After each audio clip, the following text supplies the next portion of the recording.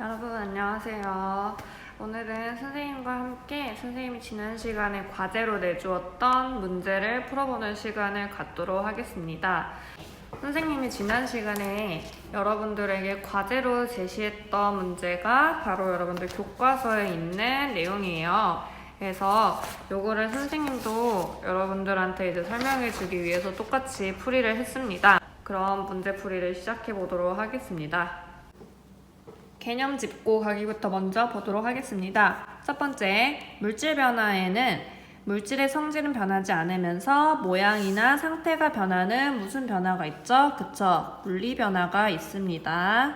물리 변화와 그 다음에 성질이 다른 새로운 물질로 변하는 화학 변화가 있습니다. 두 번째, 화학식을 이용하여 화학 반응을 나타내는 것을 우리가 화학 반응식이라고 이야기를 하죠. 화학 반응식. 이라고 하면 화학 반응식에서 개수비는요, 반응하거나 생성되는 물질의 뭐와 같습니까? 입자수의 비와 같다. 이렇게 내용을 배웠습니다. 화학 반응이 일어날 때 물질을 이루는 원자의 모는 달라지나요? 그쵸, 원자의 배열은 달라집니다. 그러나 원자의 종류와 수는 변하지 않으므로 총 질량은 반응 전과 후에 같다. 얘를 무슨 법칙이라고 하나요, 여러분들? 질량 보존 법칙이라고 이야기를 하죠. 자, 그 다음에 4번입니다. 화합물이 생성될 때 원자가 일정한 개수비로 결합하므로 화합물을 구성하는 성분 원소 사이에는 일정한 질량비가 성립합니다. 이것을 우리가 뭐라고 할까요? 그쵸? 일정 성분비 법칙이다 라고 배웠습니다. 다섯 번째, 일정한 온도와 압력에서 기체가 반응해서 새로운 기체를 생성할 때 각 기체의 모 사이에는 간단한 정수비가 성립하나요? 기체의 부피 사이에는 정수비가 성립하고요. 우리가 이것을 기체 반응 법칙이라고 정리를 했습니다. 이때 기체 반응 법칙이 성립하기 위해서는 반드시 일정한 온도와 압력이라는 조건이 있어야 된다고 이야기했습니다. 자, 여섯 번째, 화학 반응이 일어날 때에는 에너지를 방출하거나 뭐합니까? 흡수한다. 이렇게 정리해 볼 수 있겠습니다.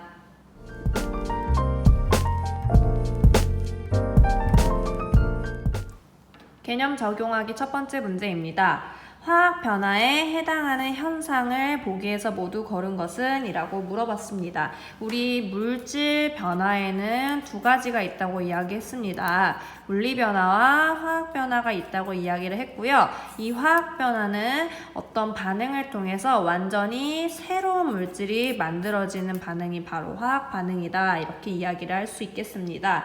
자, 그럼 보기를 한번 볼게요. 첫 번째, 설탕이 물에 녹습니다. 설탕이 물에 녹으면 설탕물이 될 거예요. 자, 그런데 얘는 그림을 우리가 그려서 살펴보면 우리 물은 액체 상태이기 때문에 이렇게 컵에 담겨 있지만 실제로 얘를 확대해서 보면 물 분자들이 이렇게 존재하게 됩니다. 그리고 이 물 분자들 사이사이에 설탕 분자가 녹아 들어가 있는 형태가 바로 설탕물이 되는 겁니다. 그래서 설탕 자체를 먹으면 무슨 맛이 날까요? 단맛이 납니다, 여러분들. 자, 그런데 설탕과 물을 섞은 설탕물은 무슨 맛이 날까요? 똑같이 단맛이 나요. 설탕이 고유의 성질을 잃지 않고 단순히 배열이 분자 사이의 간격과 배열이 바뀐 거기 때문에 얘는 무슨 변화가 되냐면 물리 변화가 되겠습니다. 두 번째, 김치가 익어서 신맛이 납니다. 신김치가 됐어요. 자, 원래 있던 김치랑 신김치 완전히 맛이 달라진 새로운 물질이 됐기 때문에 얘는 화학 변화에 해당하게 되고요. 물이 끓어 수증기가 발생한다. 물이 수증기가 됐어요. 뭐가 변한 거죠? 상태가 변한 거니까 무슨 변화에 해당하게 될까요? 물리 변화에 해당하게 되겠습니다. 묽은 염산과 마그네슘이 반응해서 기체가 발생한다. 우리 이 실험, 선생님이 마그네슘 리본을 그 염산 반응하는 실험을 영상을 여러분들한테 보여줬던 적이 있죠. 자, 거기서도 나오는 식을 보면 묽은 염산 HCl과 마그네슘이 만나서 어떻게 되느냐, 우리 MgCl2라는 물질과 그 다음에 수소 기체를 이렇게 만들게 됩니다. 물론 여기 개수를 맞춰줘야겠죠? 개수를 맞추면 이렇게 쓸 수 있겠습니다. 자, 어찌됐건 간에 이러한 화학 반응이 나타나는 거예요. 자, 그래서 얘는 화학 변화가 되겠다는 얘기입니다. 그리고 여기서 만들어진 기체가 염산이나 마그네슘이랑은 완전히 다른 기체이기 때문에 새로운 물질이 만들어진 거죠. 자, 그래서 정답은 니은과 리을이 되겠습니다.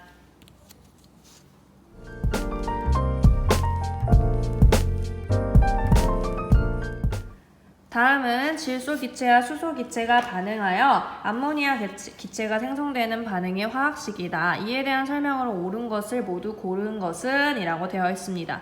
기억부터 보겠습니다. 반응 전후의 분자의 총 개수는 같다. 자, 분자의 개수 한번 볼게요.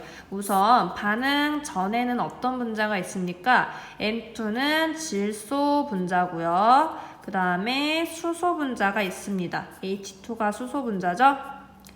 자, 질소 분자는 몇 개 있는 거 알 수 있습니까? 1개 있습니다. 수소 분자는요, 3개가 있다. 어떻게 알 수 있습니까? 여기 앞에 있는 개수가 바로 그 입자수의 비를 나타낸다 라고 이야기했습니다. 자, 그 다음에 반응 후에 만들어진 분자는 암모니아 분자인데요. 암모니아 분자는 몇 개 있다는 걸 알 수 있죠? 2개가 있다라는 걸 알 수 있습니다. 그렇기 때문에 얘는 반응 전에서 지금 총 4개예요. 그런데 반응 후에는 총 2개니까 분자수가 다르다는 걸 알 수가 있습니다. 그래서 기억은 틀렸고요. 니은 보겠습니다. 반응 전후에 원자의 종류와 수가 같으므로 질량 보존 법칙이 성립한다. 이거 맞는 얘기죠. 원자의 종류랑 수는 변하지 않아요. 그치만 뭐는 변하나요? 그쵸? 원자의 배열은 변한다. 꼭 알고 계시면 되겠습니다. 디귿입니다. 온도와 압력이 같을 때 온도와 압력이 같다라는 말이 나오면 여러분들 뭐를 떠올리시면 되냐면 우리 기체 반응 법칙을 떠올리면 문제 푸는데 훨씬 더 쉬울 수가 있어요. 자, 보겠습니다. 질소 기체, 수소 기체, 암모니아 기체의 부피비는 1:3:2다. 우리 기체 반응 법칙에서 의미하는 게 뭐였죠? 이 앞에 있는 개수 비가 뭐를 의미한다? 부피의 비를 의미한다 라고 이야기했습니다. 자, 그래서 1:3:2 디귿도 맞다 이렇게 정리하겠습니다. 그래서 답은 5번이 되겠습니다.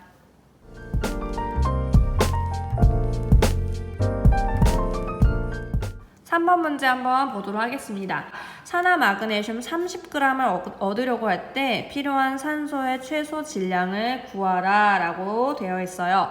자, 그렇다면 우리 마그네슘과 산소의 반응식 한번 써보도록 하겠습니다. 마그네슘 Mg고요. 산소 분자는 O2입니다. 자, 얘네 둘이 결합해서 MgO라는 산화 마그네슘을 만들 거예요. 개수 한번 맞춰주도록 하겠습니다. 반응 전 왼쪽에 마그네슘 하나, 오른쪽에 마그네슘 하나. 개수 맞네요. 자, 그런데 산소가 지금 2개인데 오른쪽에는 하나밖에 없어요. 자, 그러면 어떻게 해줘야 될까요? 그쵸? 여기 앞에다가 2를 곱해주도록 하겠습니다.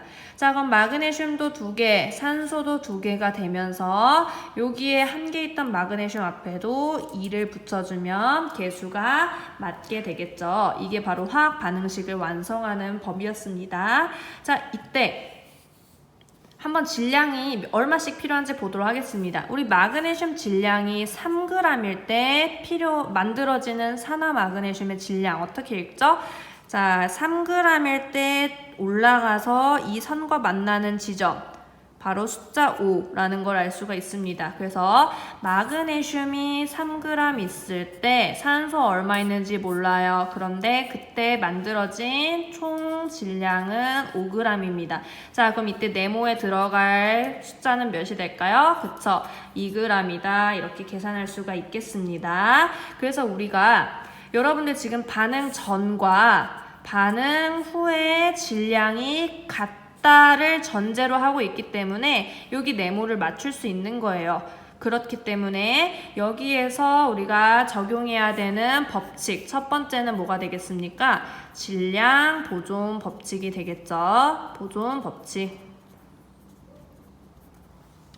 두 번째입니다. 그럼 여기가 이제 3g, 여기 3g, 2g이 됐어요. 자, 그런데 산화 마그네슘 30g을 얻고 싶어요. 자, 그러면 총 결과물이 5g이 아니라 얼마가 돼야 돼요? 30g이 될 때 산소는 얼만큼 필요하니? 라고 물어봤습니다. 자, 그러면 얘가 산화 마그네슘이 30g으로 늘어나면 이 마그네슘은 얼마가 늘어나야 될까요? 똑같이 6배를 해줘서 18g이 되겠고요. 자, 그 다음에 얘는 6배를 해주면 12g이 되겠습니다. 자, 그럼 이때 필요한 산소의 질량은 얼마다? 12g이다 라고 이야기를 할 수가 있겠죠? 자, 그런데 여기서 지금 선생님이 18, 12, 30이라는 숫자를 어떤 법칙을 통해서 알아낸 거죠? 그쵸? 바로 일정 성분비 법칙입니다. 일정 성분비. 선생님은 왜 이거 발음이 잘 안 될까요? 자, 일정 성분비 법칙을 적용해서 얘네가 지금 3대 2대 5의 비율로 똑같은 질량비로 결합을 한다. 이렇게 설명을 하시면 되겠습니다. 그래서 정답은 12g과 이 두 가지 법칙을 정리해 주시면 되겠습니다.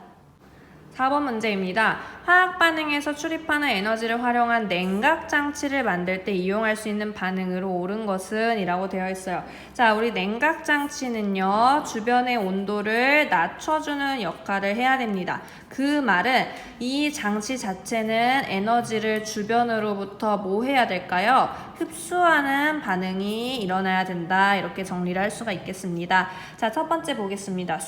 숯체연소, 쉽게 말해서 나무를 태우는 거예요. 자, 나무를 태우면 에너지 어떻게 될까요? 그쵸, 에너지를 방출하기 때문에 우리가 주변이 따뜻해지는 걸 느낄 수 있습니다. 그래서 얘는 틀린 보기가 되겠고요. 자, 2번 철과 산소의 반응, 여러분들 뭐를 떠올리시면 되나요? 솜난로를 떠올리시면 되겠습니다.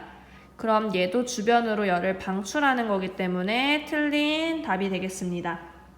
산화칼슘과 물의 반응도 여러분들 교과서에 나와 있는 대표적인 에너지 방출의 예시예요. 그렇기 때문에 틀리고요. 자, 질산암모늄과 물의 반응. 이거 뭐를 떠올리면 되죠? 그쵸? 손냉장고라고 우리 교과서에 나왔던 예시예요. 그렇기 때문에 4번이 정답이 되겠습니다. 자, 염산과 수산화나트륨 수용액의 반응 역시 에너지를 방출하는 예시로 교과서에 나와 있으니까 여러분들이 꼭 알고 계시면 되겠습니다.